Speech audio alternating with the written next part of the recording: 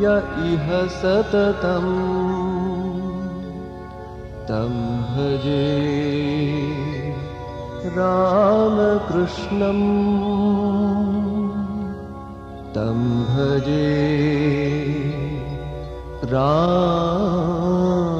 ॐ स्थापकाय च धर्मस्य सर्वधर्मस्वरूपिणे अवतारवरिष्ठाय रामकृष्णाय ते नमः। जननीं शारदां देवीं रामकृष्णं जगद्गुरुं पादपद्मे तयो श्रित्वा प्रणमामि मुहुर्मुहुः। नमस्ते ज्योतिराजाय विवेकानन्दसूरये सच्चित्सुखस्वरूपाय स्वामिने तापहारिणे। শ্রী শ্রী ঠাকুর শ্রী রামকৃষ্ণ, শ্রী মা সারদা দেবী এবং স্বামী বিবেকানন্দের রাতুল চরণে আমরা আমাদের অন্তরের ভক্তিপূর্ণ প্রণাম নিবেদন করি। শুরু হচ্ছে ইয়ং সোলজার্স অফ স্বামীজি আয়োজিত সাপ্তাহিক শিক্ষামূলক ভাষণের অনুষ্ঠান তত্ত্বমসী। আজ আমাদের এখানে যারা উপস্থিত আছেন প্রত্যেককে আমরা স্বাগত জানাচ্ছি। আজ ইয়ং সোলজার্স অফ স্বামীজি গ্রুপের সদস্যরা কয়েকজন মিলে স্বামী বিবেকানন্দের চরণে বক্তৃতা অঞ্জলি প্রদান করবেন। আমাদের সমবেত প্রয়াস স্বামীজির শিকাগো বক্তৃতা। এখন শরৎকাল, দুর্গা মায়ের আরাধনা দেবী পক্ষের মধ্য দিয়ে, তেমনি সেপ্টেম্বর মাসের 11 সেপ্টেম্বর থেকে 27 সেপ্টেম্বর পর্যন্ত বিশ্ব ভ্রাতৃত্ব পক্ষ বলা যায়। আমাদের স্বামী বিবেকানন্দের বিশ্ব সভা মাঝে বিজয়ের দিনগুলি শিকাগো বক্তৃতার 1893 11 থেকে 27 সেপ্টেম্বর। আমরা ইয়ং সোলজার্স অফ স্বামীজির পক্ষ থেকে স্বামীজির শিকাগো বক্তৃতা নিজেদের মতো করে একটু বলার চেষ্টা করছি। এই বক্তৃতাগুলি ঠাকুর মা ও স্বামীজি এবং মা দুর্গার চরণে শ্রদ্ধা স্বরূপ অর্পণ করছি। একদিকে বিশ্বজননীর আরাধনা, অন্যদিকে বিশ্বজনীন ধর্মের আলোচনা। এমন এক সুন্দর মুহূর্তে, সুন্দর সময়ে স্বামী বিবেকানন্দকে অন্তর থেকে শুধু এইটুকুই শোনাই, মহিমা তব উদ্ভাসিত মহাগগন মাঝে, বিশ্ব জগত মণিভূষণ বেষ্টিত চরণে, আনন্দ লোকে মঙ্গলা লোকে বিরাজ সত্য সুন্দর। আমরা সেই সত্য সুন্দর শিব স্বরূপ স্বামীজিকে আমাদের প্রত্যেকের বক্তব্যের মাধ্যমে শ্রদ্ধা জানাচ্ছি শিকাগো বক্তৃতায় স্বামী বিবেকানন্দের। এখন প্রথম বক্তা শ্রী সুবীর কুমার দাস মহাশয়। তিনি তার যে বক্তব্যের বিষয় স্বামীজির শিকাগো বক্তৃতার প্রেক্ষাপট, সুবীর বাবুকে অনুরোধ করছি তার বক্তব্য শুরু করার। নমস্কার। আজকের বিষয় স্বামীজির শিকাগো বক্তৃতার প্রেক্ষাপট। যদিও এই প্রেক্ষাপট দীর্ঘদিনের কথা, ইতিহাসের ইতিহাস, তো আমি চেষ্টা করব আমার নির্দিষ্ট সময় 5 মিনিটের মধ্যে যতটুকু বলা সম্ভব। यदा यदा हि धर्मस्य ग्लानिर्भवति भारत অভ্যুত্থানম ধর্মস্য তদাত্মানম শ্রেয়ামহম। গীতায় ভগবান শ্রীকৃষ্ণের এই আশ্বাস বাণী আমরা সকলেই জানি। ভারতবর্ষের হিন্দু ধর্ম যখন অবক্ষয়ের তলানিতে, ঠিক তখনই অবতার বরিষ্ঠ ভগবান শ্রী রামকৃষ্ণ দেবের আবির্ভাব। তাঁর ভাব ও কাজের সহায়ক হিসেবে সপ্তর্ষি মণ্ডল থেকে তিনি নিয়ে এলেন যুগ ঋষি নরেন্দ্রনাথ দত্তকে। জন্ম নিলেন সন্ন্যাসী দুর্গাপ্রসাদ দত্তের ছেলে অ্যাটর্নি বিশ্বনাথ দত্তের পুত্র হিসেবে। শৈশবেই তিনি পরিবারের পরীক্ষাগারে মা ভুবনেশ্বরী দেবীর প্রেরণায় ভূগোল শিক্ষকের অন্যায়ভাবে কালমূলা খেয়েও দৃঢ় সত্য নিষ্ঠায় অটুট থাকা, বিভিন্ন জাতের জন্য নির্দিষ্ট হুকায় টান দিয়ে জাত খোয়ানোর পরীক্ষায় তিনি উত্তীর্ণ হন। তিনি পরখ করে দেখেন ওগুলো সব খোয়া। পরবর্তীতে ব্রাহ্ম সমাজ হয়ে দক্ষিণেশ্বরের ঠাকুরের কাছে আসেন।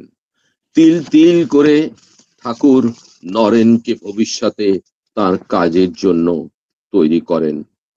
দৃঢ় বলিষ্ঠ ব্যায়াম কুস্তিবীর যুক্তিনিষ্ঠ নরেন কালী মানেন, ঈশ্বর দর্শন করেন এবং চূড়ান্ত নির্বিকল্প সমাধির আস্বাদন করেন।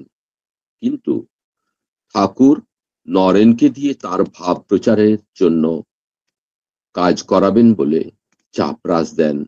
কাঠকয়লা দিয়ে কাশীপুরের দেয়ালে লেখেন, রাধে রাধে প্রেমময়ী নরেন শিক্ষে দেবে, যখন ঘুরে বাইরে হাঁক দিবে জয় রাধে। আর নির্বিকল্প সমাধির দ্বারে চাবি এঁটে দেন। ঠাকুরের স্থূল শরীর যাওয়ার পর যুবক নরেন বেরিয়ে পড়েন ভারতবর্ষ পরিক্রমায়। পথে দরিদ্র, নিপীড়িত, ক্ষুধাক্লিষ্ট মানুষের কুটিয়া থেকে রাজপ্রসাদের থেকে তিনি ভারতবর্ষ গভীরভাবে নিরীক্ষণ করেন। এই পরিব্রাজক কালেই তিনি মাদ্রাজে পৌঁছান ও বিশ্ব মহাসভার প্রতিনিধি হিসেবে তাকে পাঠানোর জন্য আলাসিঙ্গা পেরুমলের নেতৃত্বে সেখানকার ভক্তদের আগ্রহে চাঁদা তুলে খরচ জোগাড় করেন। কিন্তু তিনি দোদুল্যমান হৃদয়ে ঠাকুর ও শ্রীমায়ের নির্দেশ চাইছিলেন। ঠাকুর তাকে সমুদ্রের উপর দিয়ে হেঁটে যেতে যেতে হাতছানি দিয়ে ডাকলেন ও শ্রীমা জীবে সরস্বতী বসার আশীর্বাদ করে যেতে বললেন। 1893 খ্রিস্টাব্দের 31 মে পেনিনসুলার জাহাজে বোম্বে থেকে যাত্রা শুরু করলেন শিকাগোর উদ্দেশ্যে। এবার আসি ধর্ম মহাসভার প্রেক্ষাপটে। শিকাগোর ধর্ম মহাসভা ছিল কলম্বাসের 1494 সালে আমেরিকা আবিষ্কারের 400 বছর কীর্তির উৎসব। সেখানে একটা বিরাট মেলার আয়োজন করা হয়েছিল, যার উদ্দেশ্য ছিল মানুষের স্থূল জগতে যত রকম উন্নতি করেছে তার একসঙ্গে উপস্থাপন করা। পাশ্চাত্য কৃষ্টি, বিজ্ঞান, সংস্কৃতি ও অনুন্নত দেশের পিছিয়ে থাকার নিদর্শন হিসেবে অনেকগুলো প্যান্ডেল বা স্টল করা হয়েছিল। ব্যাপারটা কেমন জানেন? আমাদের এখানে আমরা যেমন বিজ্ঞান মেলা, বই মেলা, বিভিন্ন শিল্প মেলা দেখে থাকি, তাতে অনেক খন্ড খন্ড প্যান্ডেল যেখানে বিভিন্ন রকম জিনিস প্রদর্শিত হয়, ঠিক সেই রকম সেটা কিন্তু অল্প একটু ছোট্ট জায়গার মধ্যে নয়, বিরাট বিরাট জায়গা জুড়ে কয়েকশোর উপর প্যান্ডেল, মানে কয়েকশো, আমি বোধহয় ভুল বলছি, সেখানে কয়েক হাজার হবে এই প্যান্ডেল, যেটা স্বামীজি 12 দিন ধরে শিকাগো থাকাকালীন পরপর একের পর এক দেখে গেছেন এবং আশ্চর্য হয়ে গেছেন। তো তারই একটা ছিল শিকাগোর কলম্বাস হলে, যেখানে বিশ্ব ধর্ম মহাসভা অনুষ্ঠিত হয়েছিল, যেখান থেকে স্বামী বিবেকানন্দের কণ্ঠে শাস্ত্র, গুরু ও মাতৃভূমি, এই তিনটি সুরের ঐকতান, ভারতবর্ষের নবজাগরণ তথা ধর্মের পুনরুত্থাপন উদ্ঘোষিত হয়েছিল। তৈরি হয়েছিল তার আধ্যাত্মিক করুণায় এক সর্বরোগহর মহৌষধ প্যানিসিয়া। বিবাদ নয় সহায়তা, বিনাশ নয় পরস্পরের ভাব গ্রহণ, মতবিরোধ নয় সমন্বয় ও শান্তি। আমি পথভূমিকা হিসেবে এখানেই শেষ করছি, আমার সময় প্রায় অতিক্রান্ত। আমরা এই শিকাগো ধর্ম মহাসভার উপর আরো অনেক বক্তা আছে, আপনারা ধৈর্য ধরে থাকুন, সবার শুনুন, অনেক ভালো ভালো বক্তা। জয়তু স্বামীজি। এখন ভারতবর্ষ থেকে স্বামী বিবেকানন্দের শিকাগো যাত্রা এই বিষয়ে বলবেন আমাদের শ্রদ্ধেয় ফণীভূষণ সিংহ মহাশয়। ইয়ং সোলজার অফ স্বামীজির সদস্য এবং সারদা নারী জাগরণ থেকে আগত সদস্যদের শারদীয়ার অগ্রিম প্রীতি, শুভেচ্ছা, অভিনন্দন এবং ভালোবাসা জানাই। আজ আমি বলবো এমন এক ঐতিহাসিক যাত্রার কথা, যা ভারতবর্ষকে বিশ্ব দরবারে নতুন মর্যাদা এনে দিয়েছিল। এ হলো স্বামী বিবেকানন্দ ভারত থেকে শিকাগো যাত্রা। এই অল্প সময়ের মধ্যে আমি যতটুকু পারি সংগ্রহ করে আপনাদের সামনে তুলে ধরছি। ঊনবিংশ শতকের শেষ ভাগে ভারত তখন ছিল ঔপনিবেশিক শাসনে জর্জরিত, মানে ইংরেজ শাসন। দেশের মানুষ ছিল দারিদ্র ও হতাশায় নিমজ্জিত। ঠিক সেই সময় স্বামী বিবেকানন্দ উপলব্ধি করেছিলেন ভারতের আধ্যাত্মিক ধনভাণ্ডারকে বিশ্বের সামনে তুলে ধরা দরকার। তার লক্ষ্য ছিল একটাই, ভারতের প্রকৃত পরিচয়কে বিশ্বে পৌঁছে দেওয়া। এই উদ্দেশ্য নিয়ে তিনি 1893 সালে রওনা দিলেন আমেরিকার উদ্দেশ্যে, যোগ দিতে শিকাগোতে অনুষ্ঠিত বিশ্ব ধর্ম মহাসভায়। কিন্তু এই যাত্রা ছিল খুবই কষ্টকর। প্রথমে অর্থ জোগাড় করাই ছিল সবচেয়ে বড় সমস্যা। বহু জায়গায় তিনি সাহায্যের জন্য আবেদন করেছিলেন। অবশেষে মাদ্রাজের কিছু উদার হৃদয়ের মানুষ তাকে সাহায্য করলেন।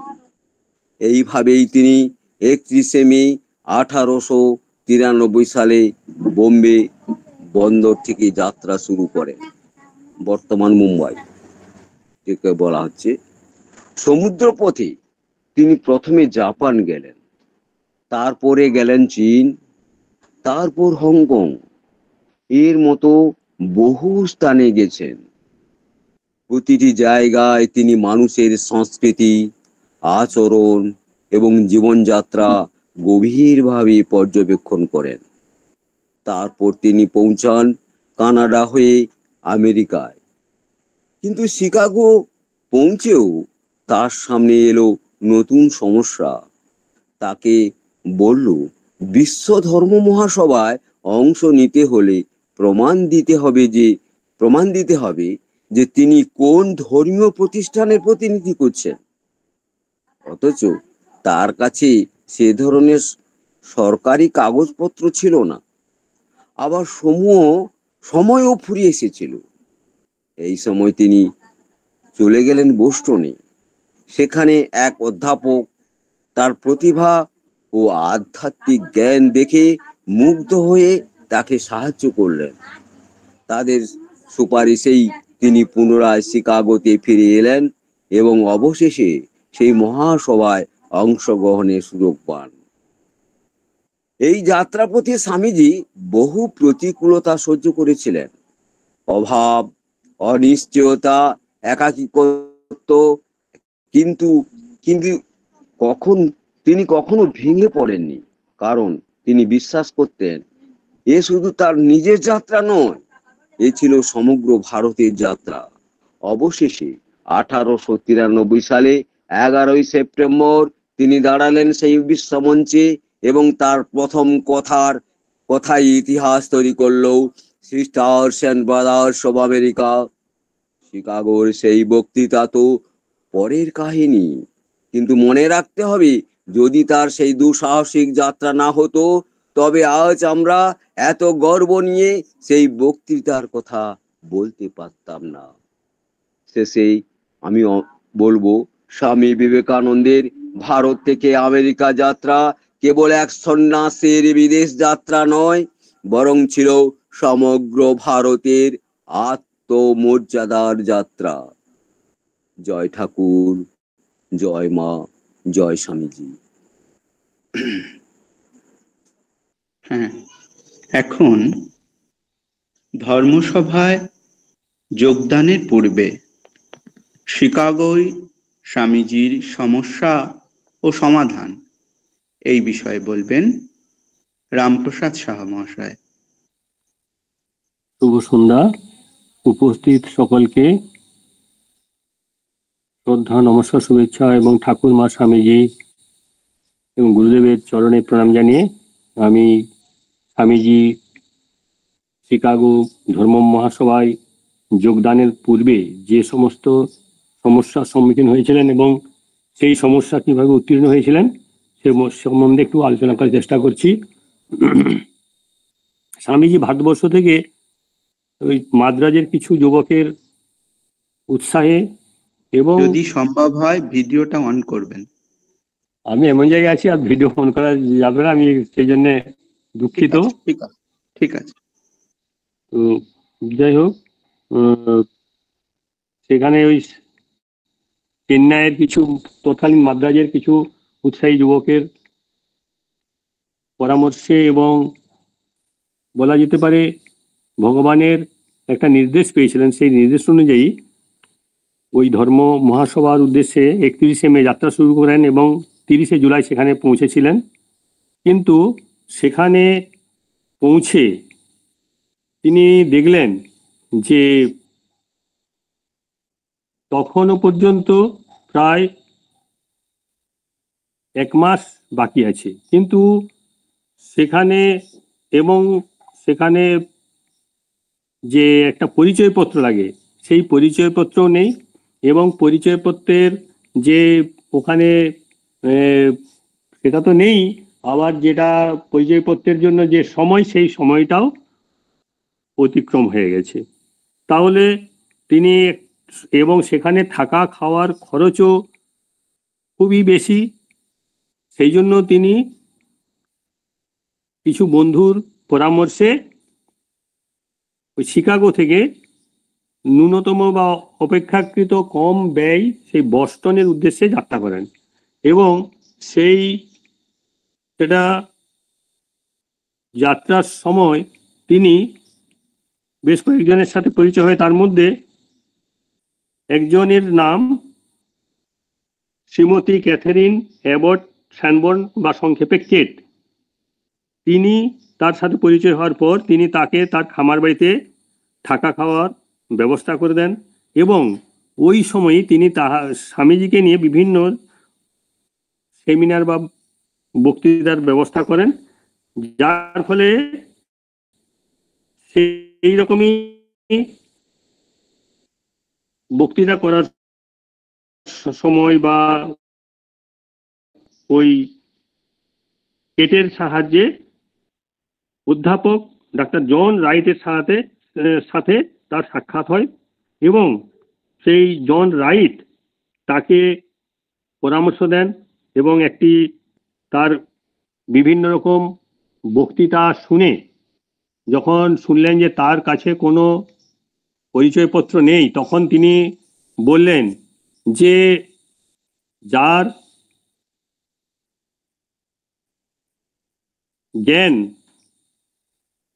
এত বেশি যে সূর্যের কিরণ, সেটাকে যদি বলা যায় যে সূর্যের কিরণ প্রকাশ করতে হবে সেই রূপ জন রাইট স্বামীজিকে যে চিঠি লিখলেন এবং সেই ধর্ম মহাসম্মেলনের যিনি সম্পাদক তার উদ্দেশ্যে যে আমেরিকার যত অধ্যাপক আছেন সেই অধ্যাপকের সম্মিলিত জ্ঞান এই সন্ন্যাসীর মধ্যে আছে। তো সেখান থেকে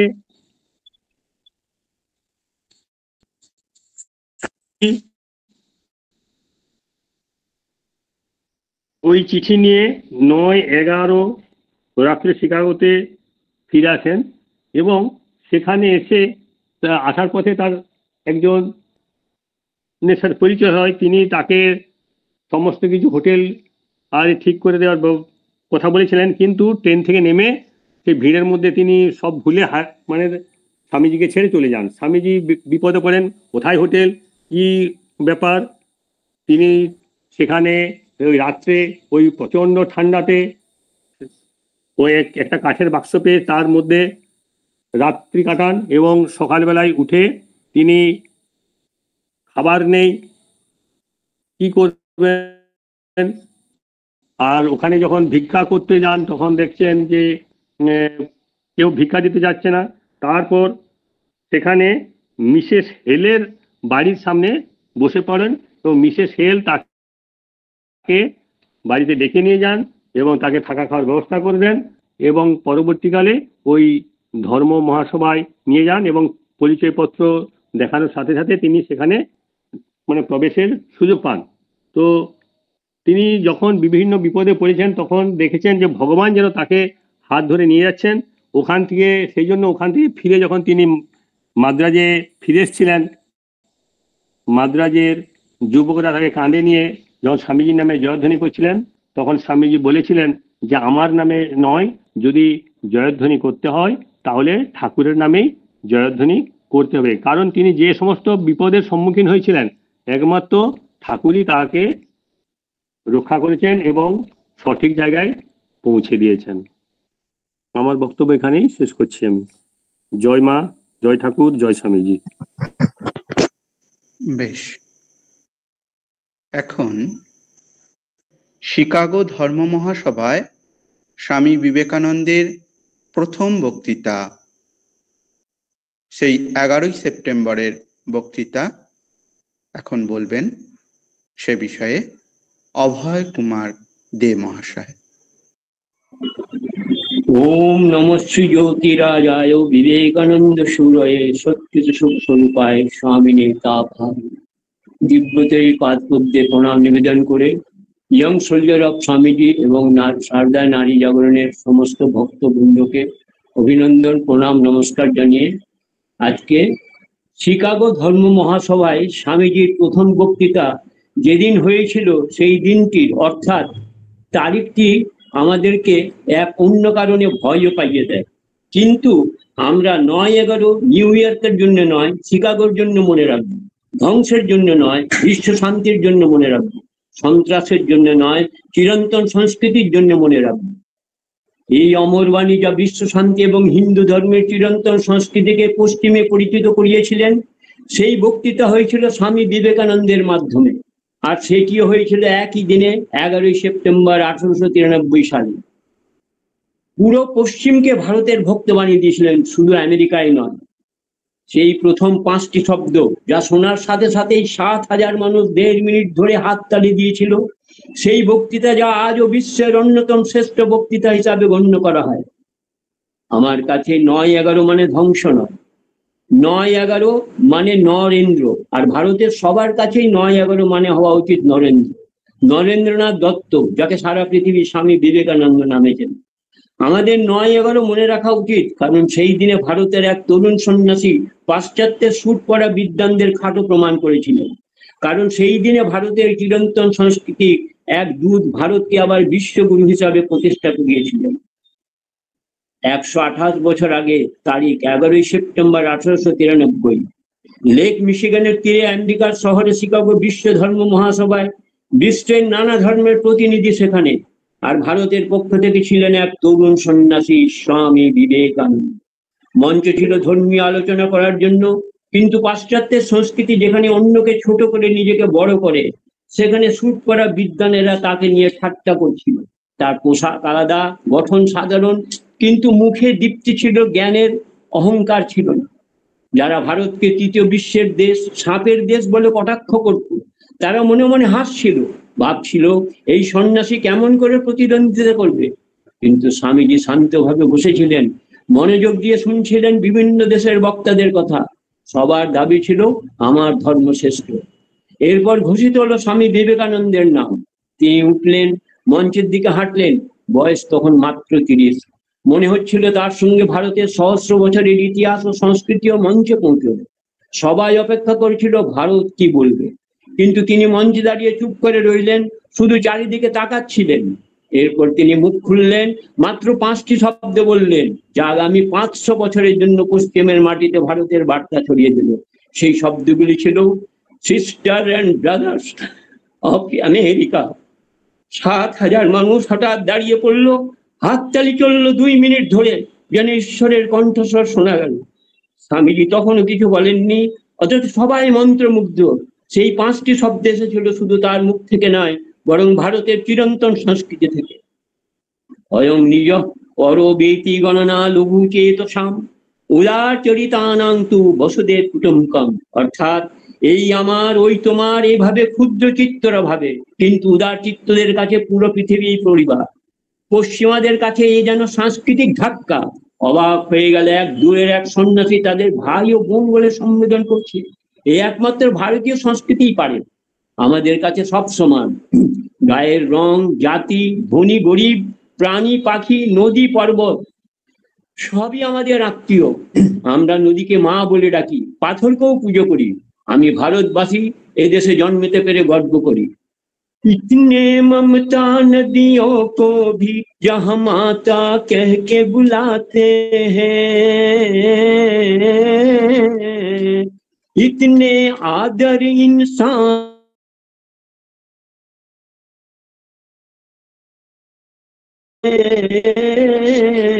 उस धरती पे मैंने जन्म लिया, उस धरती पे मैंने जन्म लिया।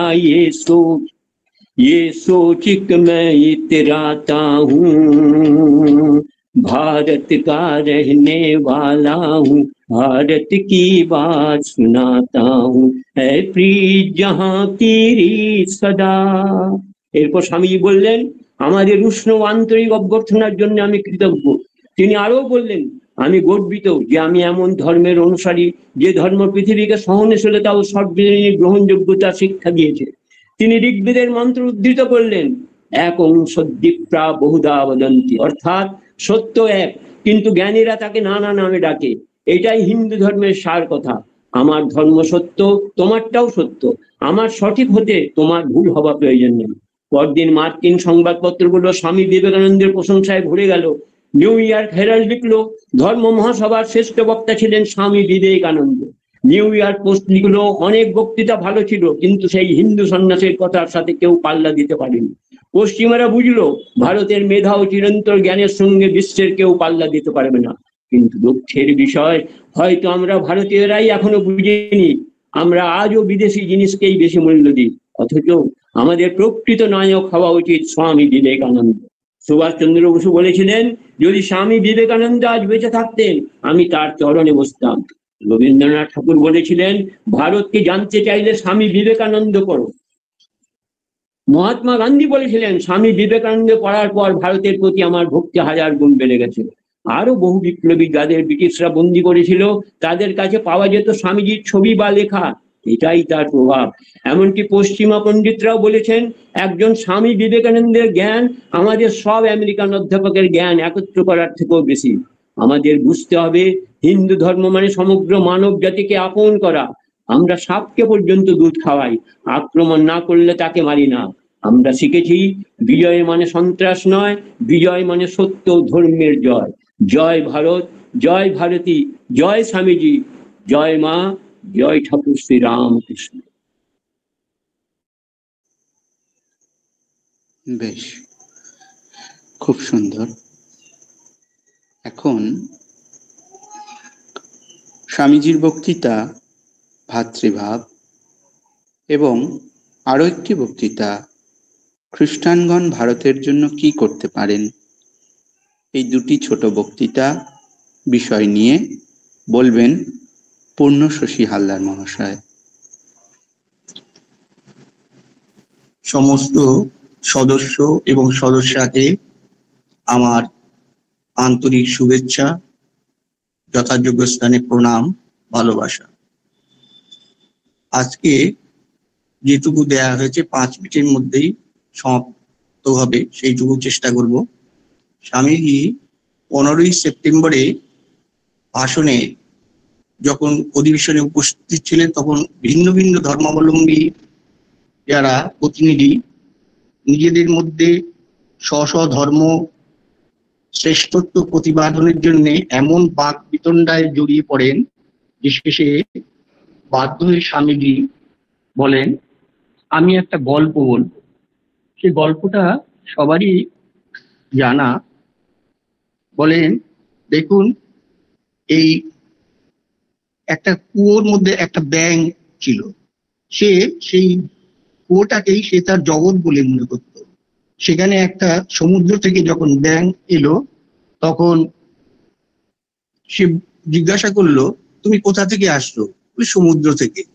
তখন বললো, সেটা কিরকম? এই সে একটা লাফ দিয়ে দেখা যে এক প্রান্ত থেকে আরেক প্রান্ত, সেটা কি এর থেকে বড়? বলে, তোমার কোনো ধারণাই নেই, এর থেকে আরো অনেক বড়।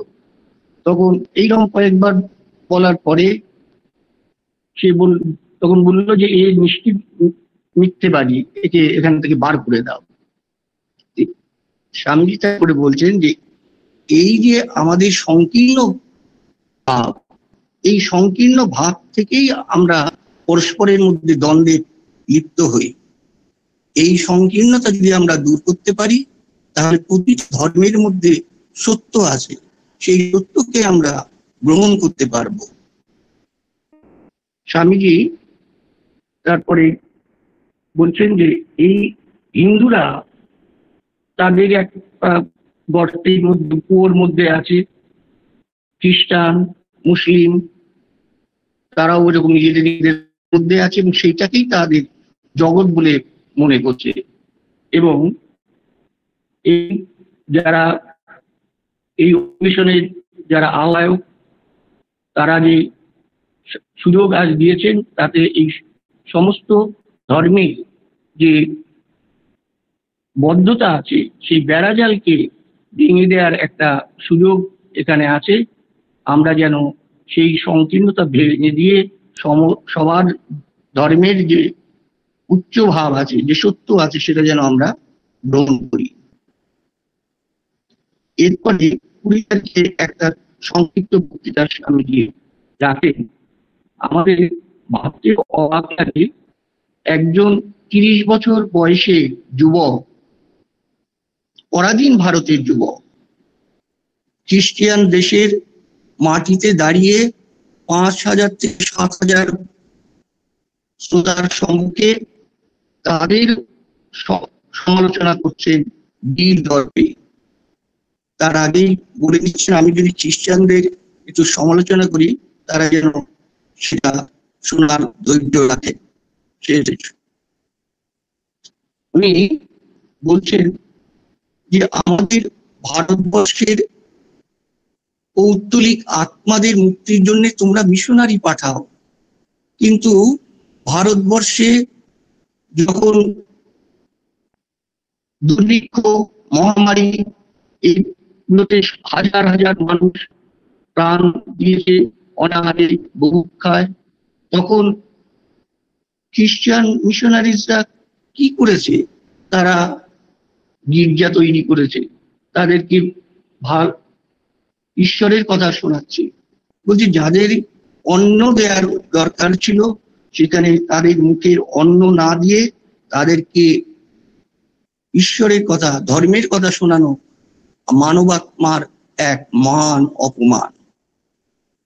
শেষে স্বামীজি শেষ সত্যটাই বললেন, শেষ লাইনটাই খুব বেদনাদায়ক।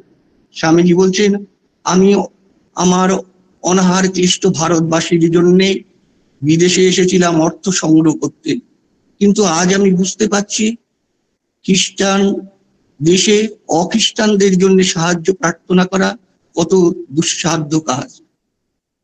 জয় ঠাকুর, জয় মা, জয় স্বামীজি। এখানে শেষ করছি। বেশ, এখন স্বামী বিবেকানন্দের বক্তৃতা হিন্দু ধর্ম, এই নিয়ে আমি সুমন বিশ্বাস একটু আলোচনার চেষ্টা করছি। শৃণ্বন্তু বিশ্বে অমৃতস্য পুত্রা আয়েধামানি দিব্যানি তস্তু বেদাহমেতং পুরুষং মহান্তম আদিত্যবর্ণং তমস পরস্তাৎ তমেব বিদিত্যাতি মৃত্যুমেতি নান্য পন্থা বিদ্যতে অয়নায় নান্য পন্থা বিদ্যতে অয়নায়। অমৃতের পুত্র, কি মধুর ও আশার নাম! হে ভাতৃগণ, এই মধুর নামে আমি তোমাদের সম্বোধন করতে চাই।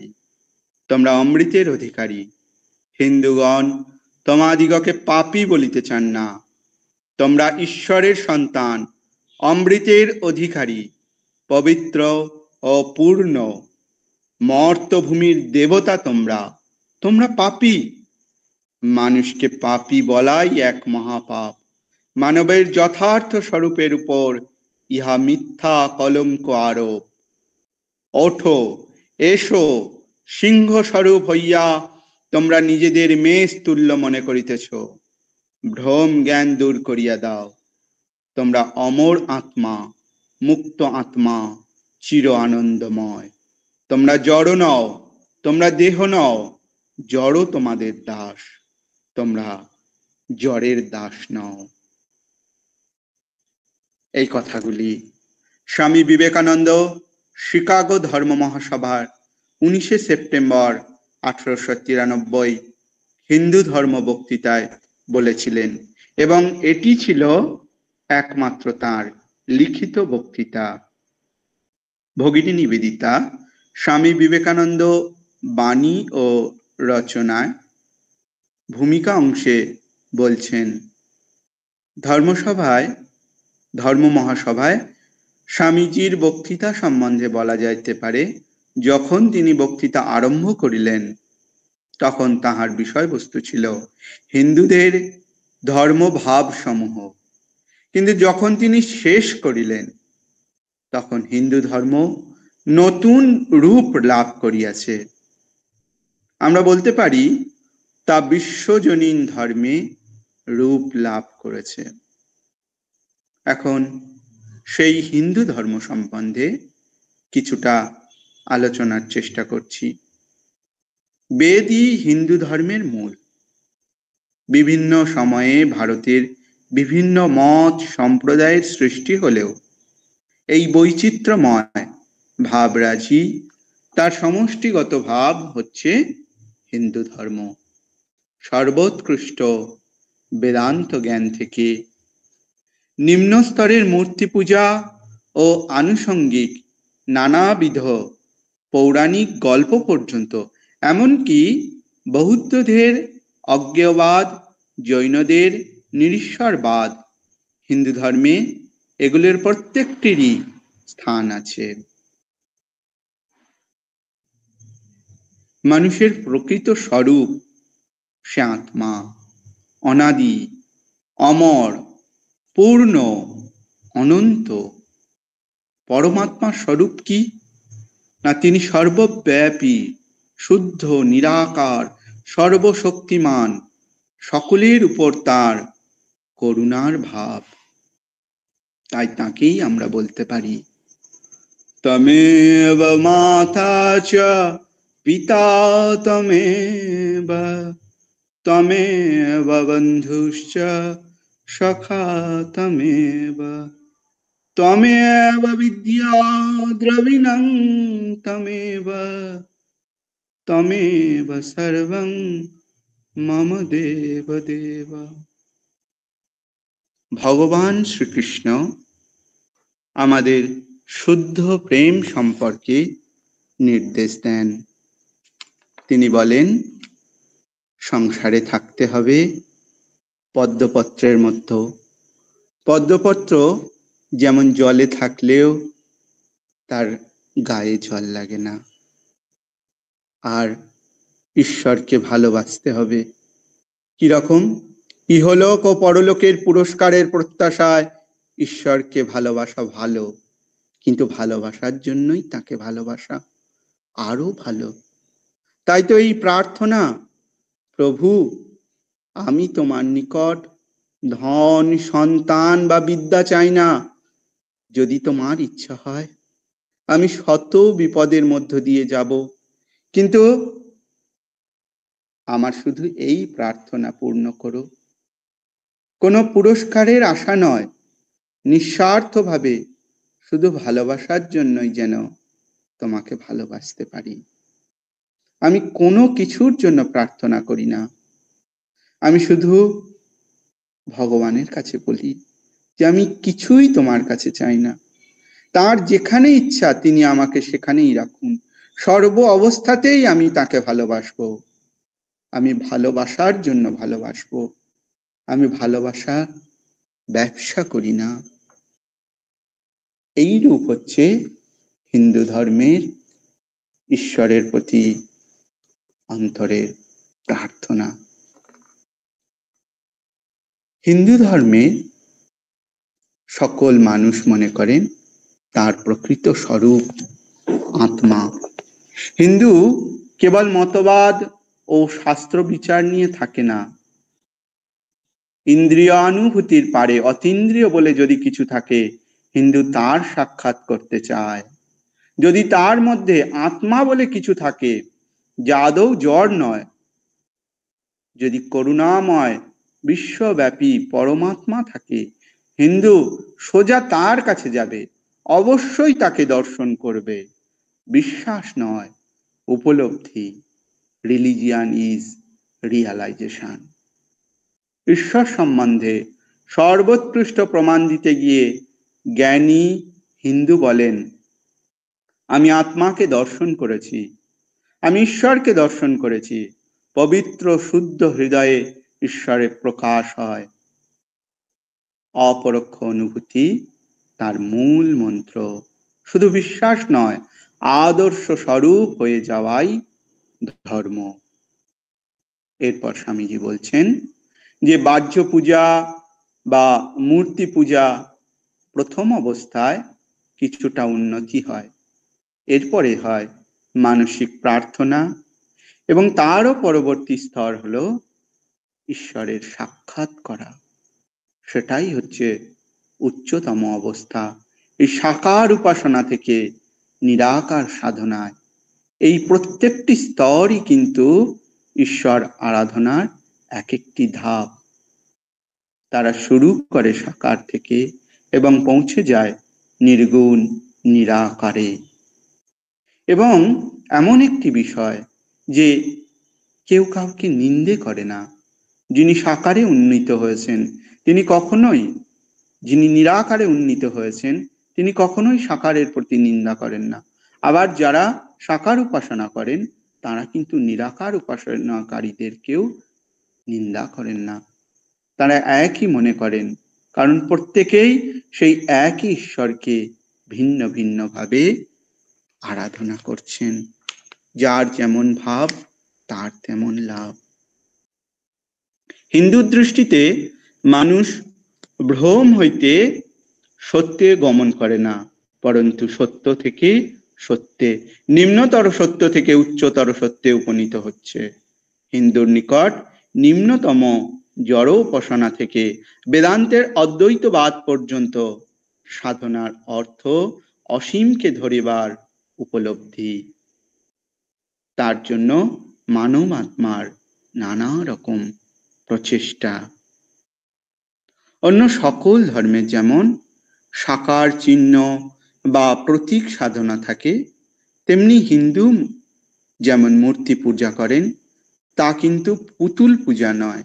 যে কেউ আরাধনার মন্ত্র শুনলে বুঝতে পারবেন সেই সর্বব্যাপী ঈশ্বরেরই তারা আরাধনা করছেন। এখন যেমন আমরা কিছুদিনের মধ্যেই মা দুর্গার যে আরাধনায় ব্রতী হচ্ছি, তা কিন্তু সেই জগৎ জননীর এই ক্ষুদ্রতম প্রকাশ বলতে পারি। আমরা কিন্তু কখনোই বলি না যে আমরা খড় মাটি পুজো করছি, আমরা বরং সেই সর্বব্যাপী সেই জগৎ জননীরই আরাধনা করছি। স্বামীজি তারপর বলছেন, যার যেমন অভিরুচি সে তেমন ভাবে সাধনা করেন, চেষ্টা করেন। রুচিনাং বৈচিত্র্য দ্রিজুকুটিল নানা পথজুষাং, সেই ঠাকুর শ্রীরামকৃষ্ণের সেই বিখ্যাত কথা, যত মত তত পথ, কালী খ্রিস্ট আল্লাহ সবই এক। সকলের লক্ষ্য সেই ঈশ্বর উপাসনা এবং নিজেদের চৈতন্য স্বরূপ দেবত্বকে অর্জন করা, সেটাই সাধনার উদ্দেশ্য। স্বামীজি বলছেন যে সকল ধর্মে সেই সার সত্য আছে যা দেবত্বে উন্নীত করে। শ্রীকৃষ্ণ অবতারে ভগবান বলছেন যে সূত্র যেমন মণিগণের মধ্যে, আমিও সেই রূপ সকল ধর্মের মধ্যে অনুষ্ঠিত। যা কিছু অতিশয় পবিত্র প্রভাবশালী মানব জাতির উন্নতিকারক ও পাবনকারী জানবে, সেখানে আমি আছি। অর্থাৎ সকল ধর্মের মধ্যে যা ভালো কিছু, সেখানেই ঈশ্বরের অস্তিত্ব। এরপরে স্বামী বিবেকানন্দ পৌঁছে যাচ্ছেন এক বিশ্বজনীন ধর্মে। তিনি বলছেন, কিন্তু যদি কখনো একটি সার্বজনীন ধর্মের উদ্ভব হয়, তবে তাহা কখনো কোনো দেশে বা কোনো কালে সীমাবদ্ধ হইবে না। যে অসীম ভগবানের বিষয় ওই ধর্মে প্রচারিত হইবে, ওই ধর্মকে তাহারই মতো অসীম হইতে হইবে। সেই ধর্মের সূর্য কৃষ্ণ ভক্ত, খ্রিস্ট ভক্ত, সাধু অসাধু সকলের উপর সমভাবে স্বীয় কিরণজাল বিস্তার করিবে। সেই ধর্ম শুধু ব্রাহ্মণ্য বা বৌদ্ধ, খ্রিস্টান বা মুসলমান হইবে না, পরন্তু সকল ধর্মের সমষ্টি স্বরূপ হইবে। অথচ তাতে উন্নতির সীমাহীন অবকাশ থাকিবে। স্বীয় উদারতা বশত সেই ধর্ম অসংখ্য প্রসারিত হস্তে পৃথিবীর সকল নরনারীকে সাদরে আলিঙ্গন করবে।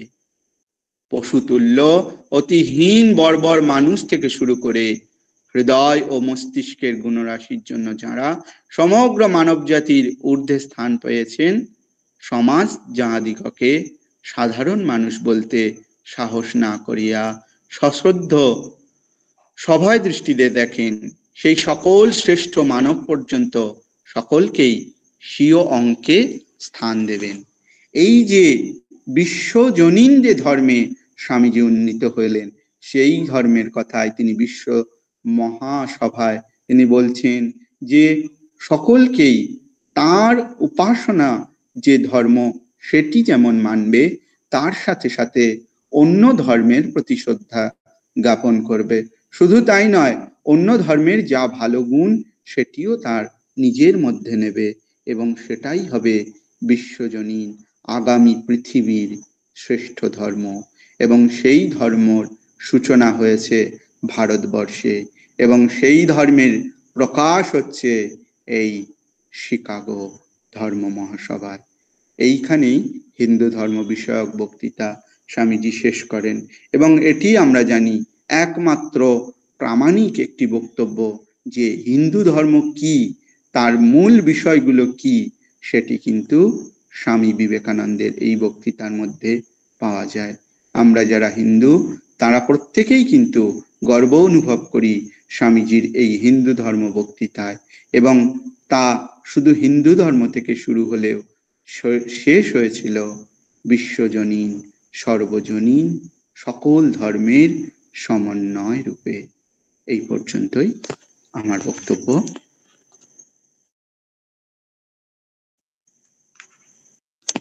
এরপর আমি একটু বেশি সময় নিয়ে ফেললাম, ক্ষমা করবেন। এরপর শিকাগো বক্তৃতা বৌদ্ধ ধর্মের সঙ্গে হিন্দু ধর্মের সম্বন্ধ, এই বিষয়ে বলবেন আমাদের পিনাকি মণ্ডল ভাই।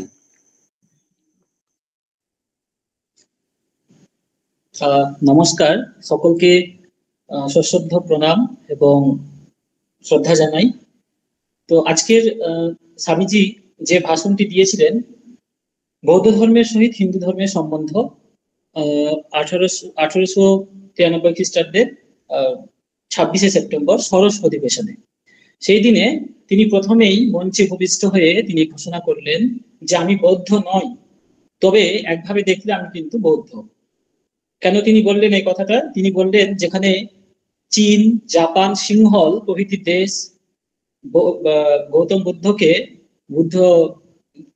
বুদ্ধকে যারা মহান গুরু হিসাবে মানেন, সেখানে ভারতবর্ষের হিন্দুগণ, ভারতীয়রা বুদ্ধদেবকে ঈশ্বরের অবতারের আসনে বসিয়ে তাদের পূজা করেন।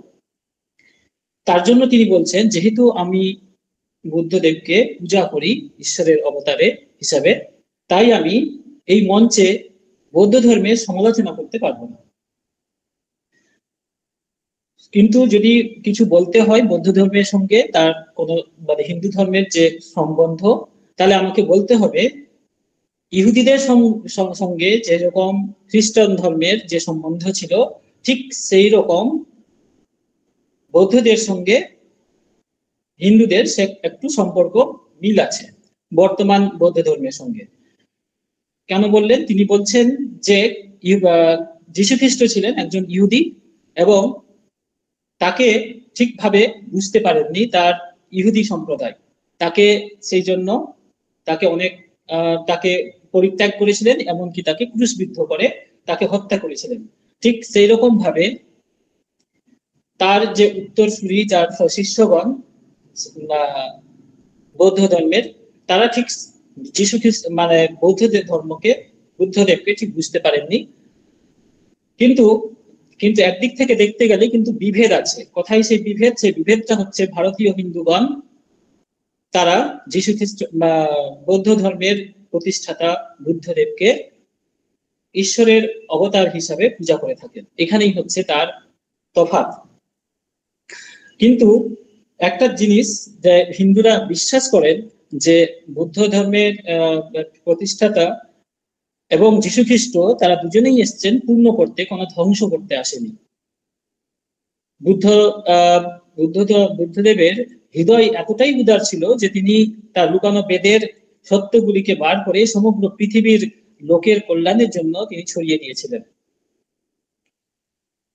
তো সেই সময় দেখলে দেখা যাবে যে বুদ্ধদেব তার ভালোবাসা তার জনসাধারণের জন্য, বিশেষ করে গরিব দরিদ্রদের জন্য তিনি তার ধর্মোপদেশ প্রচার করেছিলেন, এবং সেই সময় কিছু ব্রাহ্মণও তার শিষ্যত্ব গ্রহণ করেছিলেন এবং তারা চেয়েছিলেন তাদের সেই সময় সংস্কৃত ভাষায় তার ধর্মোপদেশ লিপিবদ্ধ করবেন। কিন্তু তিনি বলেছিলেন, আমি জনসাধারণের জন্য এসেছি এবং জনসাধারণের কথা আমি বলতে এসেছি, তাই সাধারণ মানুষের ভাষাতেই আমি আমার উপদেশ প্রচার করব। তার জন্য তার সেই উপদেশগুলি কিন্তু আঞ্চলিক ভাষা পালি ভাষায় সেই সময় রচিত হয়েছিল। কিন্তু পরবর্তী সময় দেখা যায় তার শিষ্যগণ তার ধর্মশাস্ত্র নিয়ে, শাস্ত্র দর্শন নিয়ে সনাতনী হিন্দুদের উপর বিভিন্ন সেই সময় কিন্তু তাদের বিচ্যুত করতে চেয়েছিলেন, কিন্তু সেটা তারা সাকসেস হতে পারেননি। তাদের মধ্যে একটা বৌদ্ধ ধর্মের প্রতি একটা বিরূপ প্রতিক্রিয়া মনোভাব সৃষ্টি হয়। তার ফলে এবং যারা সনাতনী বিশ্বাসী ছিলেন সনাতন ধর্মের, তাদের সমগ্র জাতির মধ্যে থেকে বৌদ্ধ ধর্মের একটা কিন্তু অপসৃত হয়েছিল এবং ভারতবর্ষে বৌদ্ধ ধর্মের প্রায় মৃত্যু হয়। এখন আমরা যদি দেখি তো এখন দেখবো মাত্র 0.7% মাত্র বৌদ্ধ ধর্মের লম্বী মানুষ বাস করে। কিন্তু সেই সময় বৌদ্ধ ধর্ম এতটাই মানে তার প্রচার, তার এতটাই প্রভাব বিস্তার করেছিল বিশেষ করে জনসাধারণের মধ্যে, যে সেই ব্রাহ্মণ্য ধর্মের একটা কিন্তু অনেকটাই ক্ষতিগ্রস্ত হয়েছিল। কেন? তার উদার মনোভাব সেই সময় কিন্তু ব্রাহ্মণ ধর্মের মধ্যে ছিল না, তার ফলে সে ব্রাহ্মণেরও ক্ষতি হয়েছিল। তাই স্বামীজি সেই দিন মঞ্চে উপবিষ্ট হয়ে সেই সময় বৌদ্ধ ধর্মের যারা ছিলেন তাদের দিকে তাকিয়ে তিনি আহ্বান জানিয়ে তিনি বলেছিলেন, হে বৌদ্ধগণ, বৌদ্ধ ধর্ম ছাড়া হিন্দু ধর্ম বাঁচিতে পারে না, হিন্দু ধর্ম ছাড়িয়া বৌদ্ধ ধর্ম বাঁচিতে পারবে না। ব্রাহ্মণের ধী শক্তি এবং দর্শন শাস্ত্রের সাহায্য না লইয়া বৌদ্ধেরা দাঁড়াইতে পারে না, এবং ব্রাহ্মণও বৌদ্ধের হৃদয় না পাইলে দাঁড়াইতে পারে না। বৌদ্ধ ব্রাহ্মণের এই বিচ্ছেদই ভারতবর্ষের অবনতির কারণ। সেই জন্যই আজ ভারতবর্ষ সহস্র বছর ধরে দাসত্ব করিতেছে। অতএব আসুন আমরা ব্রাহ্মণের অপূর্ব ধী শক্তির সহিত লোকগুরু বুদ্ধের হৃদয়, মহান আত্মা এবং অসাধারণ লোক কল্যাণ শক্তি যুক্ত করিয়া দিই। তো এই দিয়ে স্বামীজি সেই দিন বক্তব্য শেষ করেছিলেন। এবং আমরা জানি স্বামীজির কি ভালোবাসা ছিল গৌতম বুদ্ধের প্রতি। তিনি তার এক শিষ্যকে তিনি এমন ভাবে আলোচনা করছিলেন, তার শিষ্য তিনি বুঝতেই পারেননি তিনি হিন্দু ধর্মের এক সন্ন্যাসী। তিনি তার উত্তরে বলেছিলেন, জিজ্ঞেস করাতে তিনি বলেছিলেন, তিনি পরিচয় সেদিন দেননি, তিনি বলেছিলেন আমি বুদ্ধের দাসের দাসের দাস। অর্থাৎ কি ভক্তি, কি শ্রদ্ধা ছিল গৌতম বুদ্ধের প্রতি। তো হিন্দু ধর্মের এই ছিল সম্বন্ধ, সেই দিন তিনি এইগুলো বলেছেন। আমি এখানেই ক্ষুদ্র বক্তব্য শেষ করলাম। ধন্যবাদ সকলকে। বেশ, এখন শিকাগো ধর্ম মহাসভার বিদায় ভাষণ এই বিষয়ে বলবেন মহাদেব কোলে দাদা। নমস্কার। আজ আমি স্মরণ করতে চাই স্বামী বিবেকানন্দের সেই অমর বাণী, 27শে সেপ্টেম্বর 1893 চিকাগো পার্লামেন্ট অব রিলিজনে দেওয়া তার ফেয়ারওয়েল অ্যাড্রেস। স্বামীজি কেবল ভারত নয়, গোটা বিশ্বের প্রতিনিধি হয়েছিলেন। তিনি ঘোষণা করেছিলেন, পবিত্রতা, শুদ্ধতা, সেবা এগুলো কোনো একক ধর্মের সম্পত্তি নয়। প্রতিটি ধর্মই মহান, মানুষ সৃষ্টি করেছে।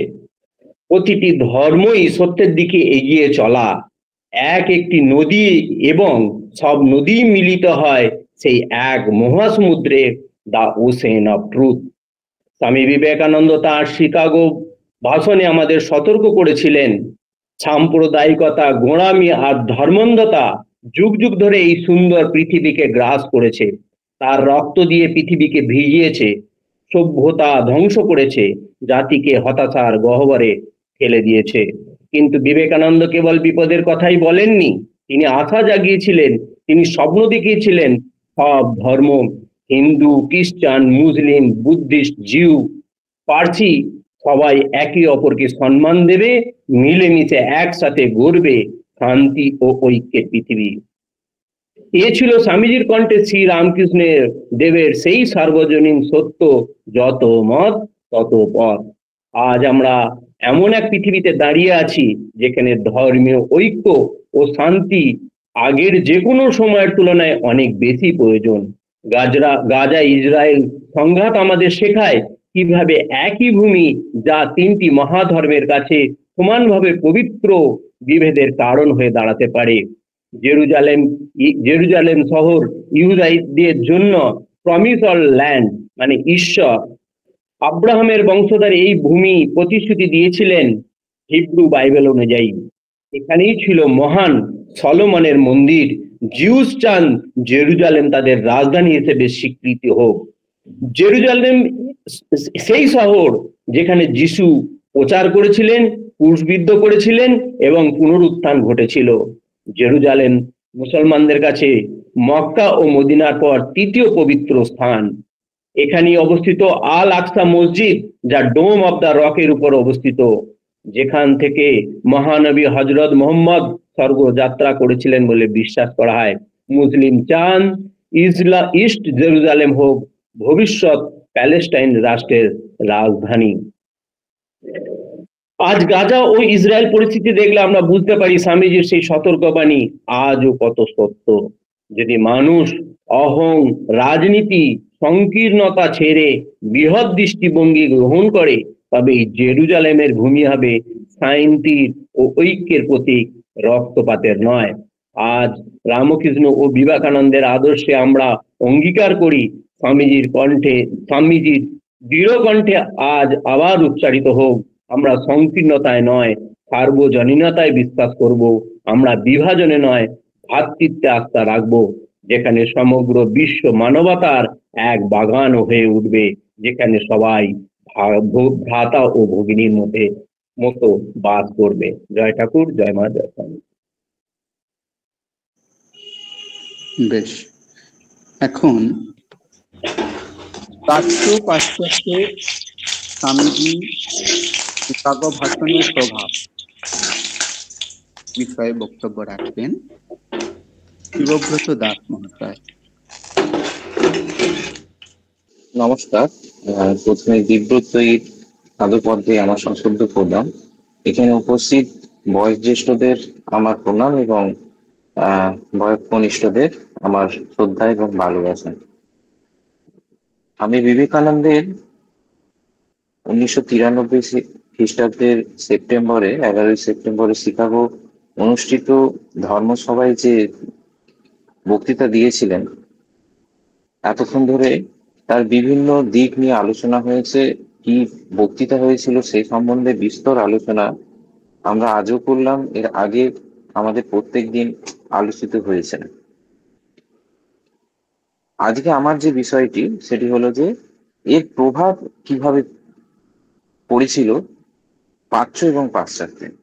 প্রাচ্য বলতে আমাদের ভারতের ভূমিতে স্বামীজির এই সাফল্যতা বা স্বামীজি বিশ্বের দরবারে ভারতবর্ষকে তুলে ধরার যে পটভূমিকায় ভারতবাসীর যে জাগরণ হয়েছিল সেটা কিরকম, এবং বিশ্ব ধর্ম সভা বলুন আর বিশ্ব সভায় আমাদের ভারতীয় সংস্কৃতির যে আবির্ভাব, তার জন্য যে একটা পরিবর্তন এসেছিল, সে সম্বন্ধে আমার ক্ষুদ্র বক্তব্য।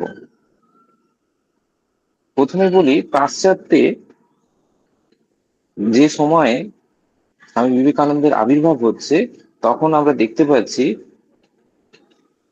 পাশ্চাত্য বলতে আমেরিকা এবং পাশাপাশি ইউরোপীয় দেশগুলিতে একটা নতুন চিন্তাধারা দোলা দিচ্ছে, এবং সেখানে ধর্ম এবং বিজ্ঞান দুটো মধ্যে একটা বিশাল দ্বন্দ্ব এবং একটা দ্বৈত পদ আহরণ করে একটা দ্বন্দ্বের মধ্যে চলছে। তার সমাধান তাদের কাছে সত্যি ছিল না। আমি যদি একটু ইতিহাস থেকে দেখি, 1543 খ্রিস্টাব্দে কোপার্নিকাস যখন আবিষ্কার করলেন সূর্যের চারিদিকে পৃথিবী পরিভ্রমণ করছেন, তারপর থেকেই খ্রিস্টানীয় যে চিন্তাধারার মাধ্যমে বিজ্ঞানের একটা জায়গা তৈরি হচ্ছিল, সেখানে কিন্তু একটা হিংসাত্মক জায়গা তৈরি হচ্ছে। কোপার্নিকাসকে আমরা জানি লোক সমক্ষে পুড়িয়ে মারা হচ্ছে, গ্যালিলিওকে তার এই সত্য উদ্ঘাটনের জন্য অন্ধকার কূপে বেঁধে রাখা হচ্ছে। এইরকম একটা দ্বন্দ্ব ধর্ম আর বিজ্ঞানের মধ্যে একটা চলছিল। আমরা জানি ধর্ম মহাসভায় যে প্রথমে বলে রাখি, আমি এমন একটা জায়গায় আছি, আমি এখন মানে ভিডিওটা অন করতে পারছি না, এর জন্য আমি দুঃখিত। মানে যাই হোক, যেটা বলছিলাম, তো এই মতো অবস্থায় যখন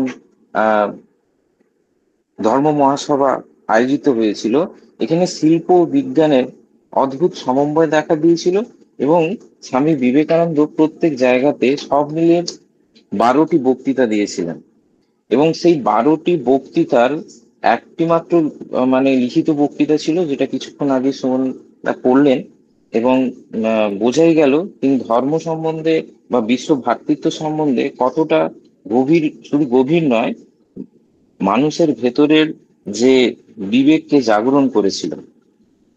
এর ফলে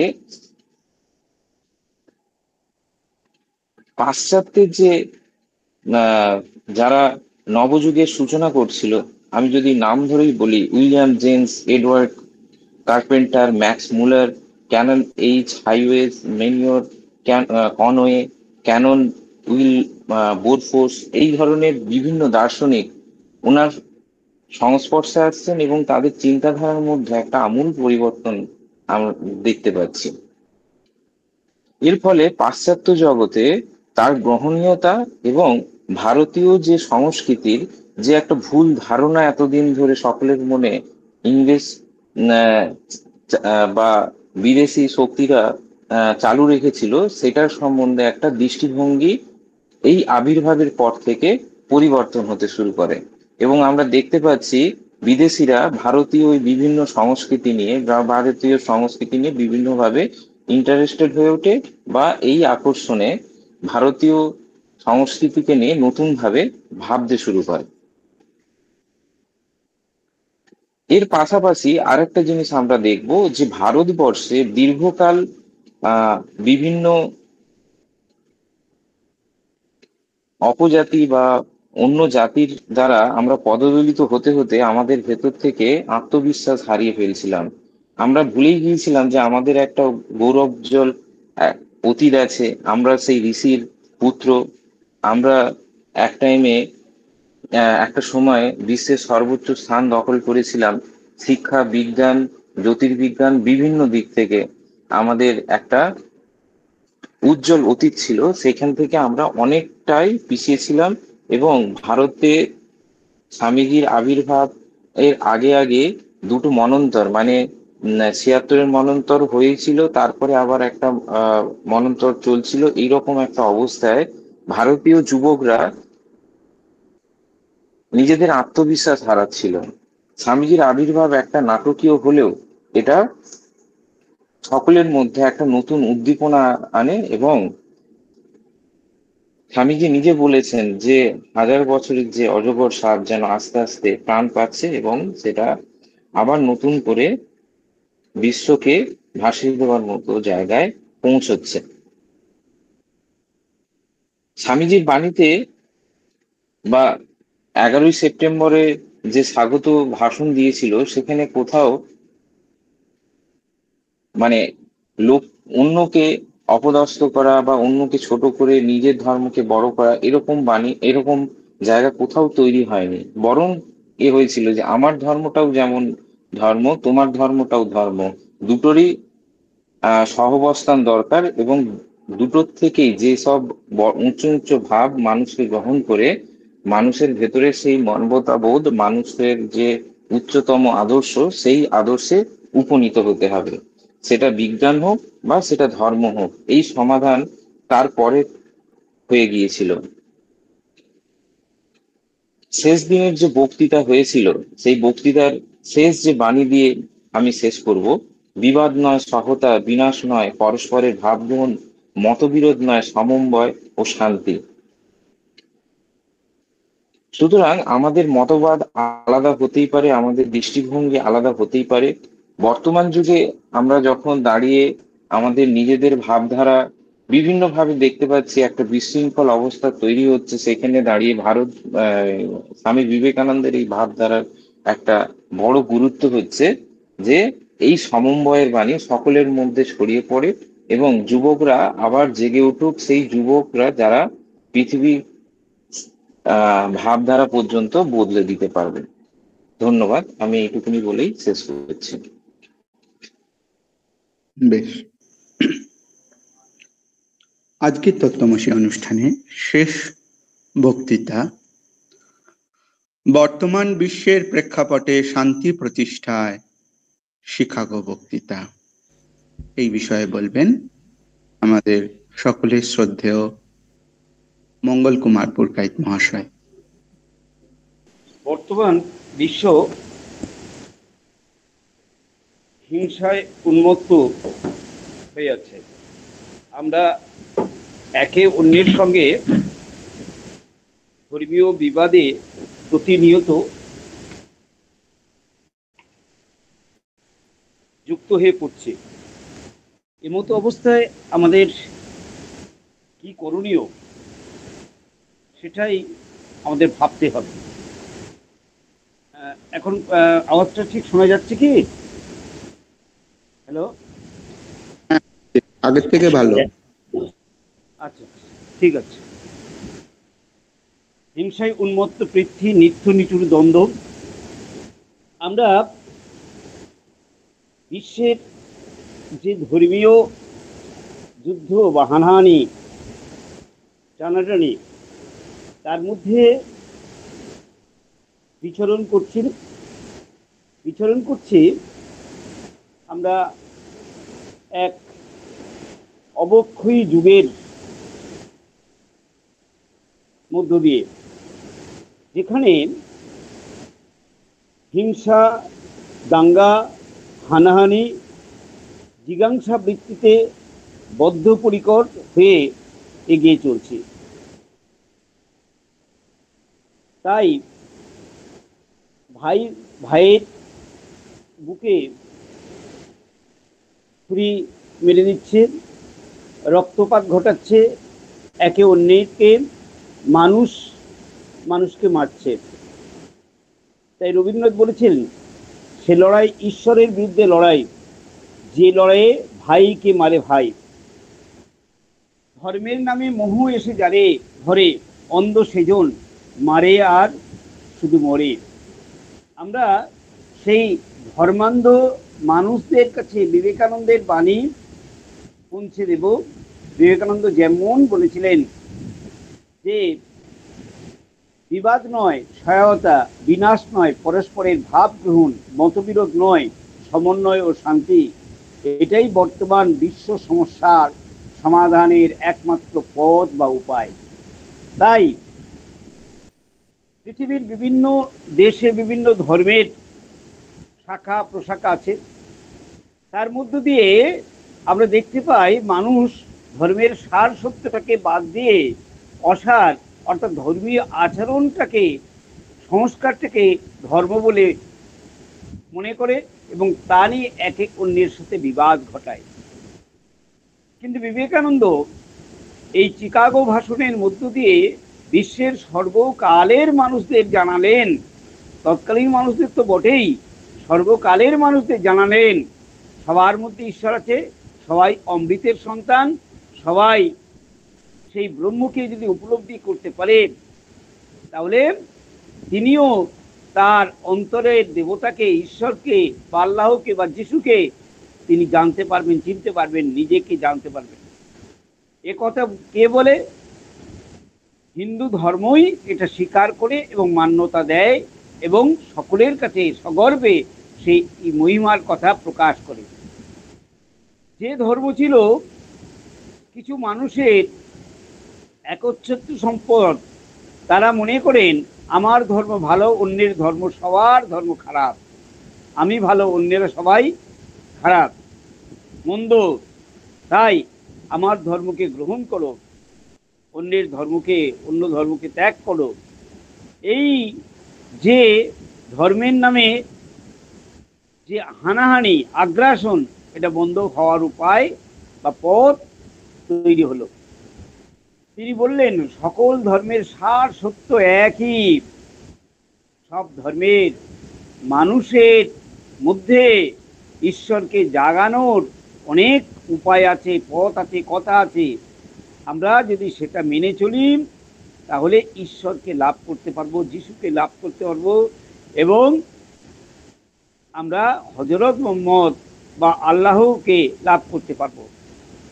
এই ভারতীয় হিন্দু ধর্ম এই দর্শনকে স্বীকার করে, এই দর্শনকে মান্যতা দেয়। তাই হিন্দু ধর্ম বিশ্বের কাছে একটা শ্রেষ্ঠ ধর্ম এবং সর্বজনীন ধর্ম, সবার গ্রহণযোগ্য ধর্ম হিসাবে স্বীকৃতি লাভ করে। যার ফলে ভারতবর্ষের মানুষদের, মরা মানুষদের প্রাণে আবেগ এলো, শক্তি এলো, তারা জেগে উঠল, ভারতীয় সংস্কৃতিকে নতুনভাবে তারা চিনতে পারলো এবং বিশ্বের মানুষ বুঝতে পারলো, বিশেষত যে খ্রিস্টানরা এদেশে ধর্মান্তরিতকরণের জন্য যাজক পাঠাতো, তারাও ভাবতে শুরু করলো কি হলো, আমাদের তো ভেবে চিন্তে কাজ করতে হবে। খ্রিস্টান ধর্ম আমরা বলে এসেছি এতদিন হীন নয়, শ্রেষ্ঠ, অন্য ধর্ম হীন, ছোট, আমাদের এ কথা আজকে আর খাটবে না। তাই ভারতবর্ষের জাগরণ ঘটল, পাশ্চাত্যের মধ্যে ভারতবর্ষের একটা মর্যাদা তৈরি হলো, হিন্দু ধর্মের একটা মর্যাদা তৈরি হলো। আমরা তাই দেখতে পাই ভারতবর্ষের সন্ন্যাসী বিবেকানন্দের মধ্যে যে ভাব স্ফুরণ দেখতে পাই, তা সারা পৃথিবীর মানুষকে এক নতুন পথ দেখালো। তিনি বললেন যে help not fight, assimilation not destruction, harmony and peace and not dissension. তাহলে আমাদের এই বিশ্বাস নিয়ে চলতে হবে। আমরা ঠাকুর রামকৃষ্ণদেবের যত মত তত পথ, এইটাকে অবলম্বন করে সব ধর্মের সার সত্য এক, সবাই ঈশ্বর, সব জীবের মধ্যে সেই ব্রহ্ম বা ঈশ্বর আছেন। তাই যে সমস্ত মানুষ ধর্মের নামে গোঁড়ামি প্রকাশ করছে এবং গোঁড়ামিকে ধর্ম বলে মনে করছে এবং ধর্মের নামে ক্রুসেড চালাচ্ছে, ধর্মযুদ্ধ চালাচ্ছে এবং কুসংস্কারটাকে ধর্ম বলে মানুষের মধ্যে চালিয়ে দিচ্ছে, মানুষকে মানুষ মারছে, অপমান করছে, নীচ ভাবছে, এমন ধর্মের দরকার নেই। রবি ঠাকুরের ভাষায় তাই বলি, ধর্মকালার প্রাচীরে বজ্র হানো, এ অভাগা দেশের বুকে জ্ঞানের আলো কানো, দেশের বুকে নয় বিশ্বের বুকে। এই ঈশ্বর মানুষের মধ্যে সেই শক্তির পর জাগরণ। আমরা যেন বলতে পারি এক বৃন্তে দুটি কুসুম হিন্দু মুসলমান, আমরা যেন বলতে পারি এসো হে আর্য, এসো হে অনার্য, হিন্দু মুসলমান, এসো এসো আজ তুমি ইংরাজ, এসো এসো খ্রিস্টান, এসো ব্রাহ্মণ, সূচি করি মন ধর হাত সবাকার, এসো হে পতিত হোক অপনীত সব অপমান ভার, মার অভিষেকে এসে এসো তোরা, মঙ্গল ঘট হয় নিজে ভরা, সবার পরশে পবিত্র করা, তীর্থ নীরে আজই ভারতের মহামানবের সাগর তীরে। জয় হোক সেই মানবতার, জয় হোক সত্যের, জয় হোক সকল ব্রহ্মের, সকলের মধ্যে যে ব্রহ্ম শক্তি আছে তার জাগরণ হোক। নমস্কার। জয় ঠাকুর, জয় মা, জয় সোনা।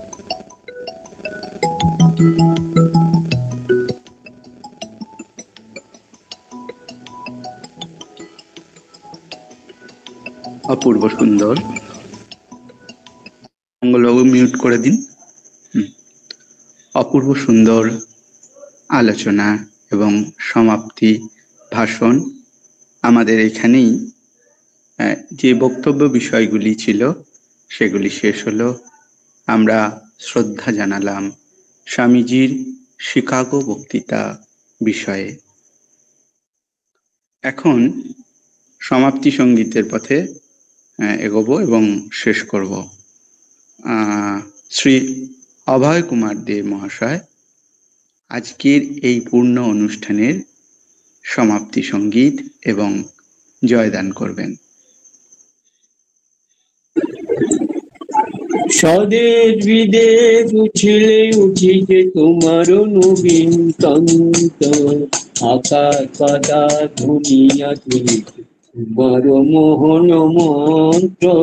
স্বদেশ বিদেশ উছলে উঠেছে তোমার নবীন তন্ত্র, আকাশ পাতা দুনিয়া তুলিছে তোমার মোহন মন্ত্র।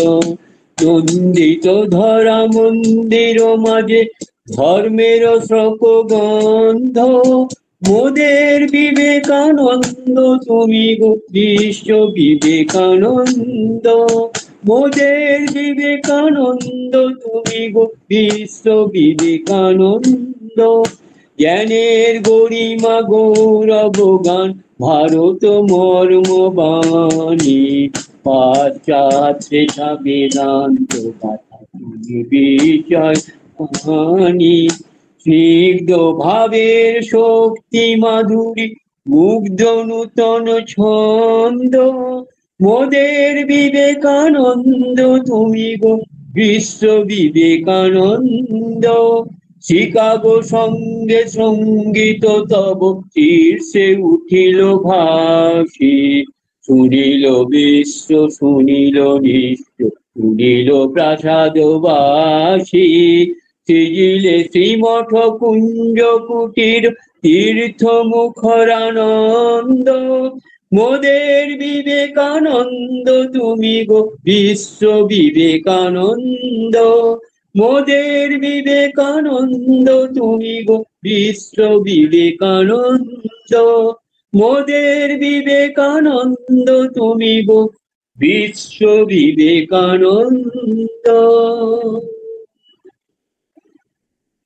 জয় শ্রী গুরু মহারাজ জি কি জয়, জয় মহামায় কি জয়, জয় स्वामीजी महाराज जी की जय, जय गंगा कल्याणेश्वरी सरस्वती माई की जय, जय काली माई की जय, जय दुर्गा माई की जय। जय ठाकुर, जय माँ, जय। সকলকে অনেক অনেক ধন্যবাদ। আগামী পুজোর দিনগুলি সবার ভালো কাটুক। মা ঠাকুর স্বামীজির আশীর্বাদ সকলের মাথায় ঝরে পড়ুক এই প্রার্থনা। সকলেই ভালো থাকুন, সুস্থ থাকুন, আনন্দে থাকুন। ওং শান্তি শান্তি শান্তি। হরি ওং তৎসৎ। श्री राम कृष्णाय अर्पणमस्तु।